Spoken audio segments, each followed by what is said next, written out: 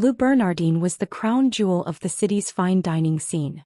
Located on the 32nd floor of the Meridian Tower, it offered panoramic views of the downtown skyline through floor-to-ceiling windows. The restaurant had earned its reputation through 15 years of impeccable service, world-class cuisine, and the kind of atmosphere that made special occasions feel genuinely magical. Tonight it was hosting Dad's 50th birthday celebration. I stood near the hostess station at 7:30 p.m., watching my family gather in the restaurant's elegant private dining room. Through the frosted glass doors, I could see them settling into their seats around a table decorated with white orchids and flickering candles. Dad looked distinguished in his navy suit, clearly enjoying being the center of attention for his milestone birthday. The guest list was exactly what I'd expected: my parents, my older brother Marcus with his wife Jennifer, my sister Lisa with her husband Kevin, and a few of Dad's closest friends from his accounting firm. The kind of carefully curated group that would appreciate dining at a restaurant where entrees started at $65 and the wine list included bottles that cost more than most people's monthly rent. I walked into the private dining room wearing my simple black dress and pearl earrings, understated elegance that wouldn't draw attention or spark the usual family commentary about my lifestyle choices. "Sophie," Mom called out warmly, standing to give me a hug. "I'm so glad you could make it tonight. Wouldn't miss Dad's big 5-0, I said, kissing her cheek before moving to hug Dad. "Hi, baby girl," he said with genuine affection. "Thank you for being here. I know this place probably isn't quite your usual." "It's beautiful," I assured him. "Perfect choice for your birthday." Marcus looked up from his menu with that familiar expression I'd learned to recognize over the years, the slightly patronizing smile he used when discussing topics he assumed I couldn't understand. "Sophie, good to see you. I was just explaining to everyone how Jennifer and I discovered this place.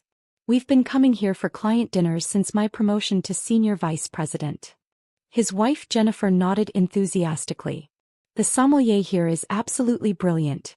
We had the most incredible wine pairing last month, a 2015 Chateau Margaux that was simply divine."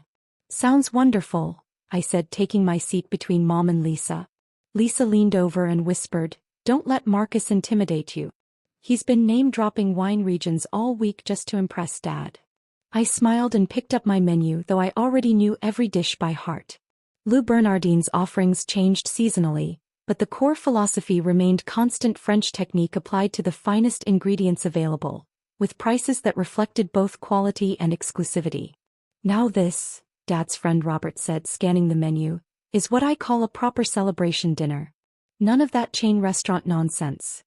Marcus seized the opening immediately. "Exactly. Some occasions call for real sophistication. Places like this separate the wheat from the chaff, if you know what I mean." "What do you mean?" I asked mildly. "Well, the kind of establishment that attracts people who understand quality. People with refined palates and the means to appreciate excellence." Jennifer nodded along. "It's like Marcus always says, you can tell a lot about people by where they choose to dine." I watched this familiar dance begin. Marcus positioning himself as the family's authority on sophistication, using his corporate salary and expense account to establish social superiority. It was a performance I'd seen countless times at family gatherings. "The wine list here is particularly impressive," he continued, warming to his theme. "They have vintages that most places can't even access. Real collector's items." Kevin, Lisa's husband, looked slightly uncomfortable. "I'm sure it's all excellent. Maybe we should just order some house wine." Marcus actually winced. "Kevin, my friend, you can't order house wine at Le Bernardin. That's like wearing flip-flops to the opera." "Marcus," Mom said gently, "not everyone needs to be a wine expert." "Of course not, Mom. But when you're dining at this level, it's worth understanding what you're experiencing." He gestured around the elegant dining room. "This isn't just dinner, it's culinary artistry." I continued reading my menu while Marcus launched into what sounded like a prepared speech about the restaurant's Michelin star rating and the chef's innovative approach to classical French cuisine. "The thing about places like this," he concluded, "is that they're not for everyone. They require a certain sophistication." "What kind of sophistication?" Lisa asked, though her tone suggested she was already regretting the question. "Well, for starters, the financial sophistication to appreciate that quality costs money. A dinner here runs about $200 per person before wine. Not exactly casual dining territory. He glanced around the table meaningfully, his eyes lingering on me for just a moment longer than necessary. Some people, he continued, might find that intimidating. They might worry about fitting in or whether they can actually afford to be here. The implication hung in the air like expensive perfume, present but not explicitly acknowledged. Dad cleared his throat. Marcus, let's just focus on having a nice family dinner. Of course, Dad. I'm just saying that I'm proud our family can gather in a place like this. It says something about what we've achieved. Jennifer smiled adoringly at her husband. Marcus has such high standards. It's one of the things I love about him. High standards are important, Dad agreed diplomatically. The conversation continued in this vein while we waited for our server.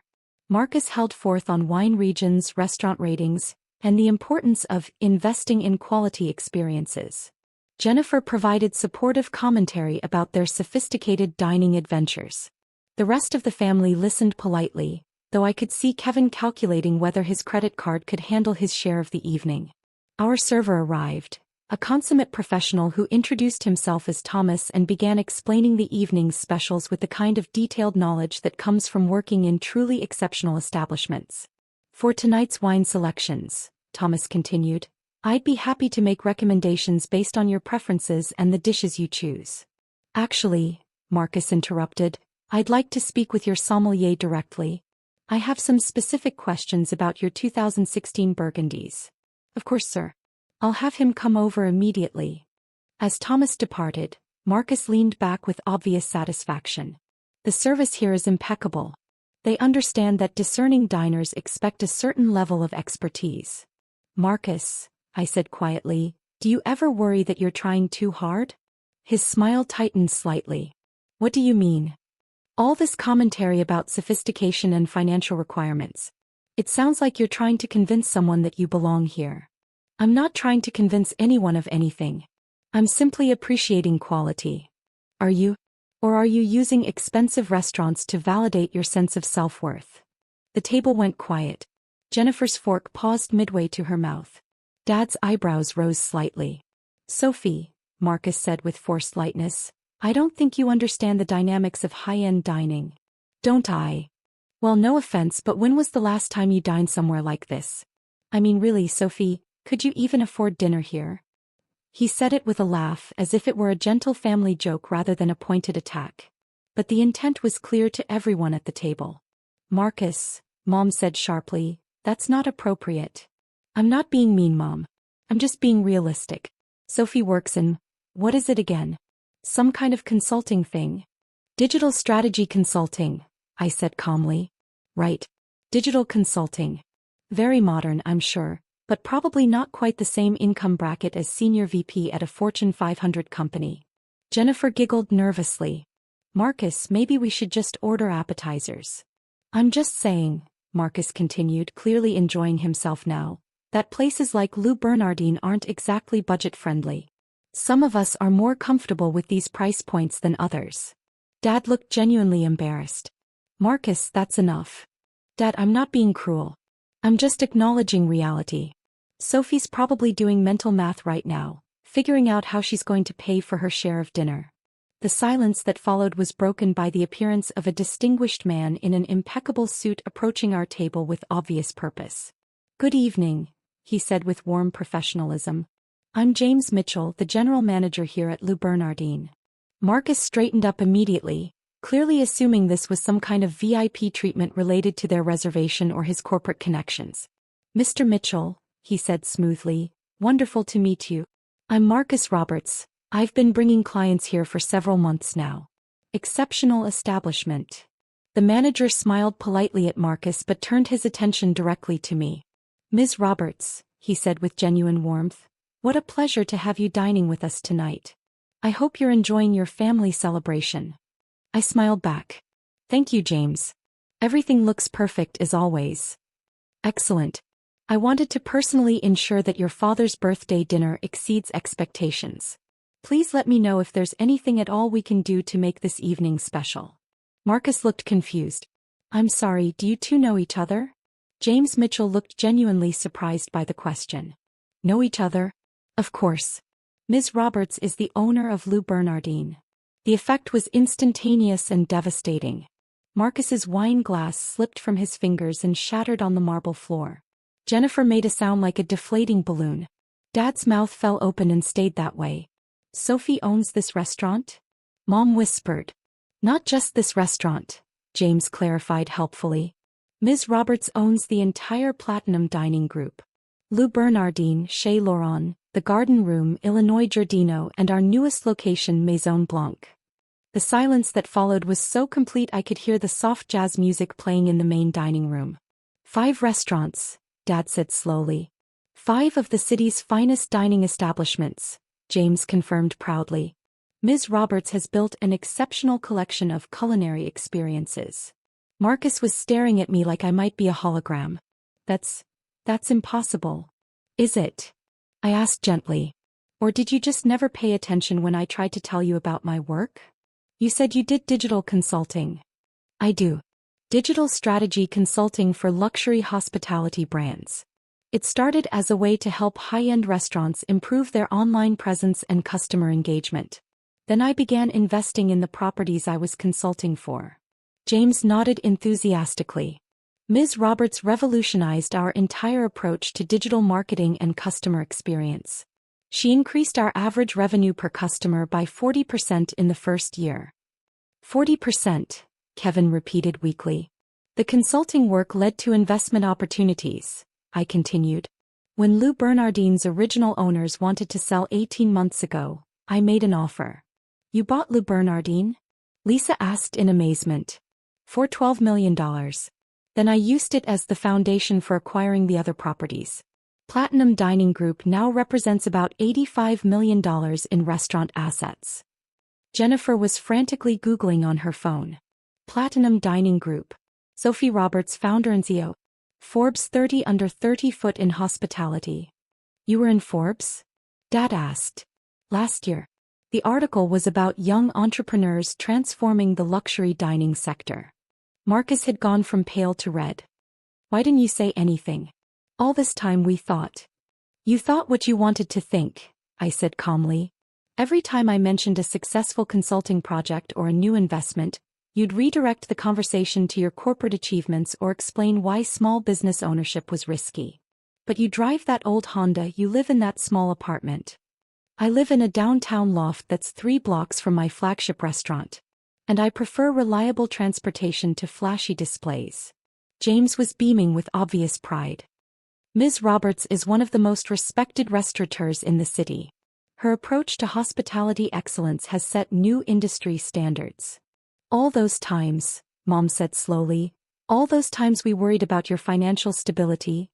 I was building a multi-million-dollar restaurant empire. Dad was looking around the elegant dining room with completely new eyes. This is all yours. Every table, every wine glass, every orchid arrangement. I redesigned the interior last year, had the kitchen completely renovated and upgraded all the audiovisual systems. Marcus finally found his voice. Sophie, I feel sick. Why? Because I spent the last hour lecturing you about financial sophistication while you were sitting there owning the entire restaurant. It's okay, Marcus. You were trying to establish your expertise in an area you care about. I called you unsophisticated. I implied you couldn't afford dinner here. I know. How can you forgive that? Because you're my brother and you said it out of insecurity, not malice. You needed to feel important and the only way you knew how was to make someone else feel small. James cleared his throat discreetly.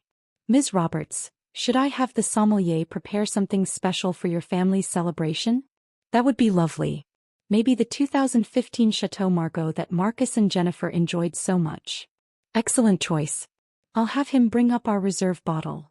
As James departed, the table sat in stunned silence. The 2015 Chateau Margaux, Jennifer said weakly, costs $800 a bottle. Actually, it costs me about $400. Owner pricing. I smiled. One of the perks of owning a restaurant with a 15,000-bottle wine cellar. Dad reached across the table and took my hand. Sophie, I'm proud of you. Not because of the money or the restaurants, but because you built this with integrity while we were completely oblivious to your success. Thank you, Dad. Marcus was staring at his hands. I owe you a massive apology. You owe me attention, I corrected gently. The kind of attention that would let you see who I actually am instead of who you assume I am based on your own insecurities. How can you be so gracious about this? Because holding grudges is exhausting, and tonight is Dad's birthday celebration. I pulled an envelope from my purse and handed it to Dad. Speaking of which, happy birthday.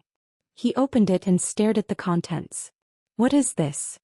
It's a reservation confirmation for the wine country tour you and Mom have been dreaming about. 10 days in Napa Valley, staying at the Auberges du Soleil, with private tastings at 12 premium wineries.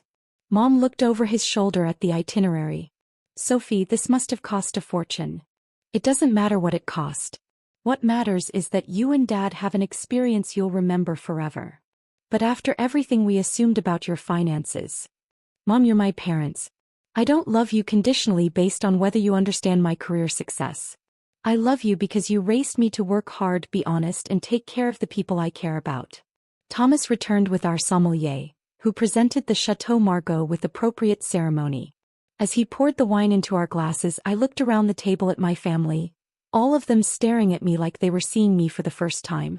I'd like to propose a toast, I said, raising my glass. Everyone followed suit, though Marcus's hand was still shaking slightly. To Dad on his 50th birthday. To family even when we misunderstand each other. And to the courage to see people clearly, including ourselves. To Dad, everyone echoed, though their voices were thick with emotion. As we clinked glasses, I realized that the real victory wasn't proving my success to my family. It was finally having the chance to share it with people who could see me clearly, not as the struggling consultant they'd pitted, but as the daughter who'd built something meaningful while they weren't paying attention. The dinner continued until nearly midnight, but with a completely different energy. Marcus asked genuine questions about restaurant management and hospitality trends. Jennifer wanted to understand how I'd identified undervalued properties. Dad and Mom listened with obvious pride as I explained the challenges and rewards of building a business empire. Most importantly, they really saw me for the first time in years. Later that night, as I walked through my flagship restaurant after the last customer had gone home, I reflected on how the evening had unfolded. The dining room was quiet now, chairs stacked on tables, but still elegant in the soft lighting that never completely went dark. Sometimes the most important revelations don't happen in boardrooms or at award ceremonies. Sometimes they happen over expensive wine in restaurants you own but your family doesn't know about. When a brother's cruel joke becomes the catalyst for finally being seen clearly by the people who matter most. I owned 5 restaurants, employed 200 people, and had built something I was genuinely proud of. But the most valuable thing I owned wasn't visible on any balance sheet. It was a family relationship rebuilt on honesty instead of assumptions, worth more than any restaurant empire could ever be.